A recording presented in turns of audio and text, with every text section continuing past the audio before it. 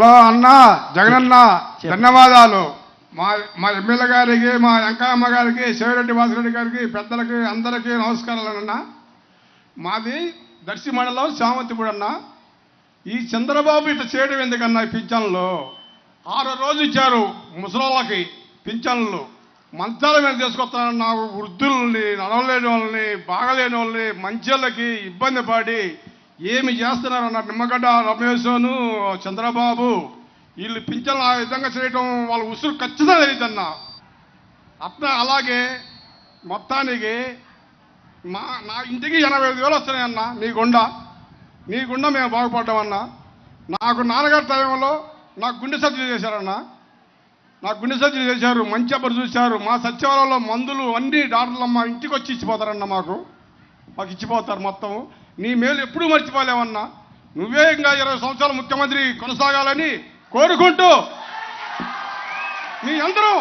మేమందరం సిద్ధంగా ఉంటాం. మీ ఎంట మీద సిద్ధంగా ఉంటాం. మా గుండెల్లో నిలిచిపోయారన్న మీరందరూ, నాన్నగారు మీరందరూ. ఇడుపుల బాయ కూడా వచ్చారన్న నేను నాన్నగారు గారికి, కాటివద్ద గారికి. అప్పుడు నాన్నగారు చనిపోయినప్పుడు దర్శి మండలంలో మేము నాన్నగారి బొమ్మ నేపించి ఫస్ట్ మొదట మేమే అన్నా నిన్ను తీసుకువెళ్దాం. మేము అక్కడ బస్సెడ్డిపల్లి కాడ ఉండవు చూడప్పుడు అక్కడికి మేమే తీసుకెళ్ళి మొత్తం మా శాంతిపూడిలోనే వేసామన్న నాన్నగారి బొమ్మ. మీరంటే అంత అభిమానం అన్నా మాకు. ఆ పింఛన్లైనా ఏదైనా మా ఇంటికి ఇంత చెందుతుందంటే నీ గుండా మాకు మేలు జరిగిందన్న. నాకు ఏదైనా మందులైనా, సచివాలయాలైనా, వయసు చిన్నదైనా సచివాలయాలు ఊళ్ళో నెంబర్ 1గా చేసి ఉన్నాను. నాకు 40 ఏళ్ళ నుంచి ఓటు జరుగుతుంది.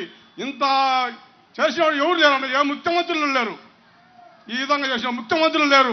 వయసు చిన్నదైనా బాగా చేసావన్నా నువ్వు పనులు. ఒక స్కూళ్ళు కానీ, ఒక పిల్లలకి భోజనాలు కానీ నెంబర్ 1గా చేసావన్నా.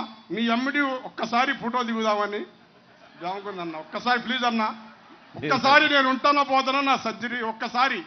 అప్పుడు శాంతిపూడిలో దిగా, ఇప్పుడు నీ ఎమ్మిడి తిరుగుదామని దిగాలన్నా. నీ మేలు మర్చిపోలేమని. జై వైఎస్ఆర్, జై వైఎస్ఆర్, జై